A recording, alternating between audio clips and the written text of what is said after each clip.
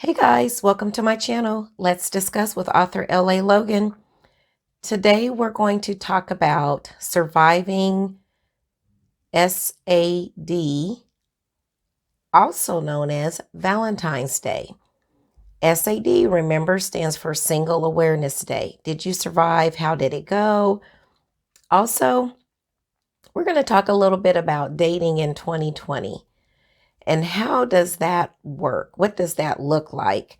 As well as, are men still hunting in 2020 like the Bible says, or have they retired from that? A lot to unpack, a lot to discuss, but we're going to get into it. Let's discuss.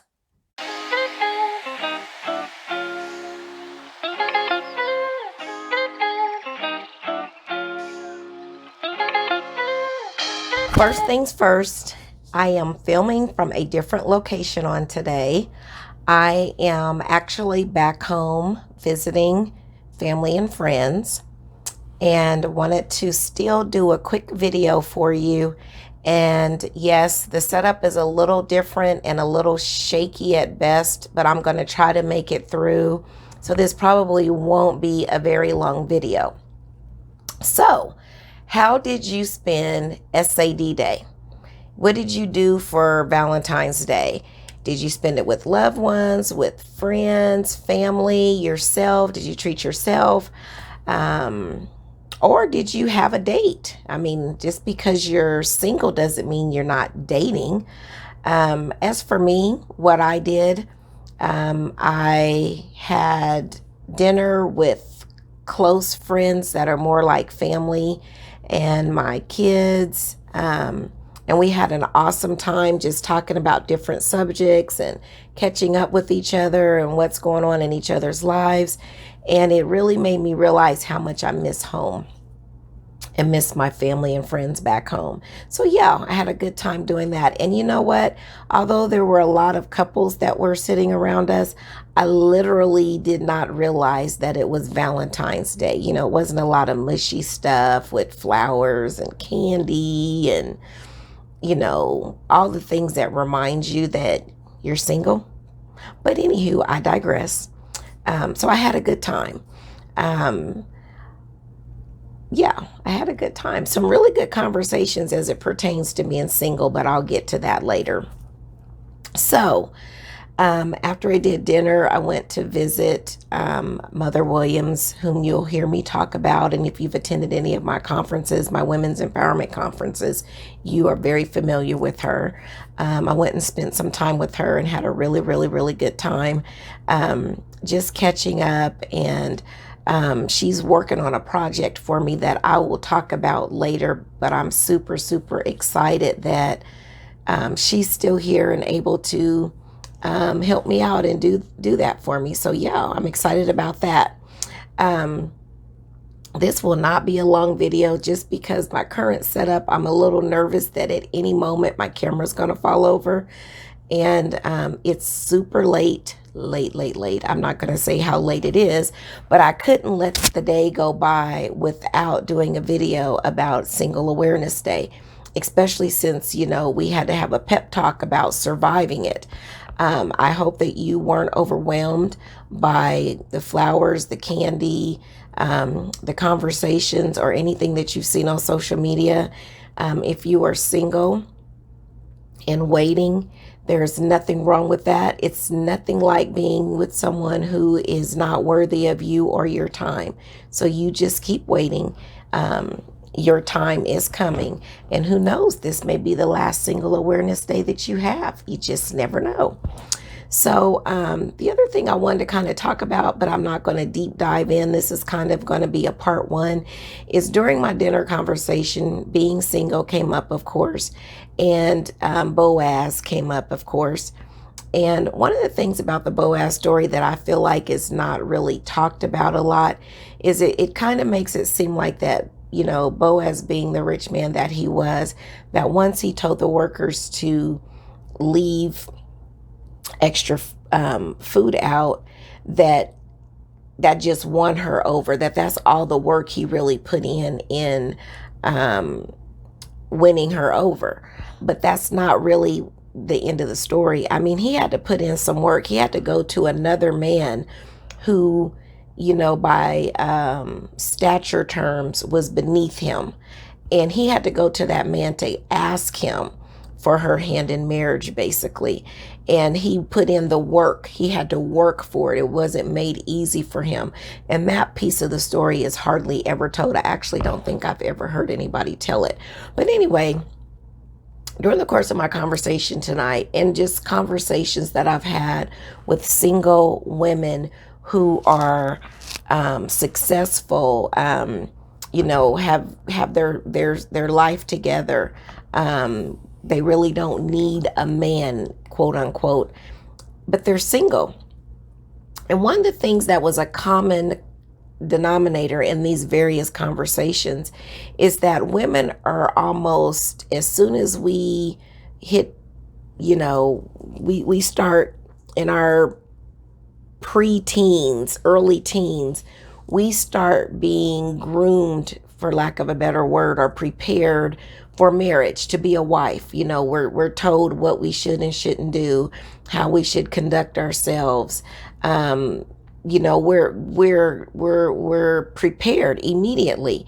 Men, I don't think they are so much. Like, I don't think men are hunting in 2020. They probably have not been hunting for a while, but I just know that they're not. I mean, we constantly hear about what a woman is supposed to do, but rarely do I hear anything about what a man should be doing in getting himself ready to take on a wife. And don't get me wrong, if you don't have yourself together, you don't need to be dating, let alone trying to get a wife.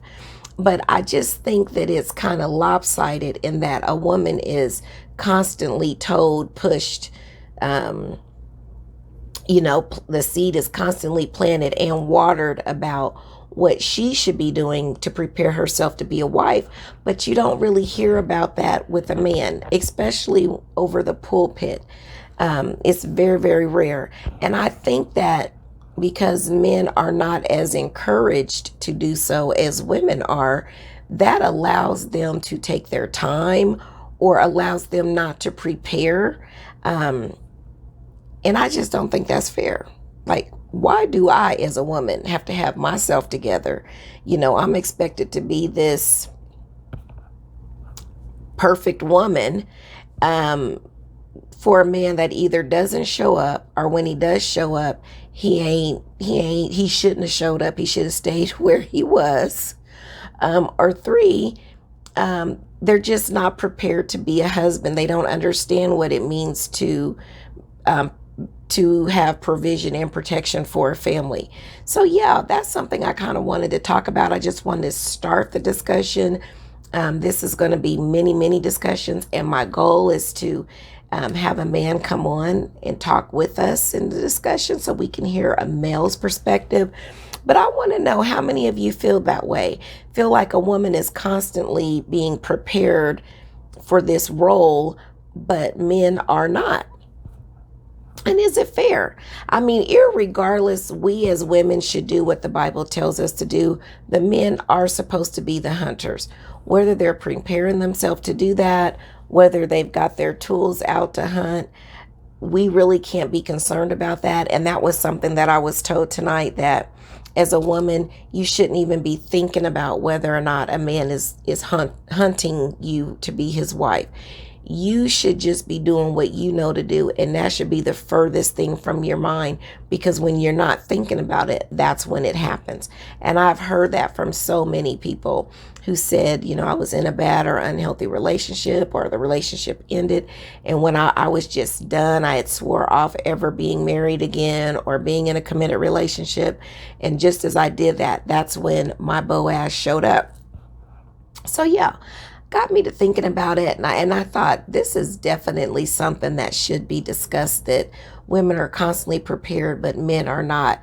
And women, we don't always make it difficult for a man, and then sometimes we do make it difficult. And what I mean by not make it difficult, meaning we teach a person how to treat us. So if we allow a man to date us off and on for years, or we allow a man to not commit then why would he? If he's able to date us or treat us like we are a wife without the paperwork to back it up, well, why should we expect anything less?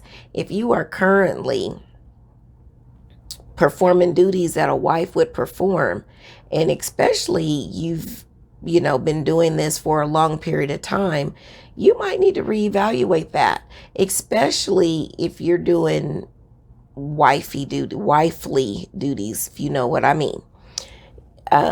My grandmother used to say, and I've heard people say this forever, why buy the cow when you can get the milk for free?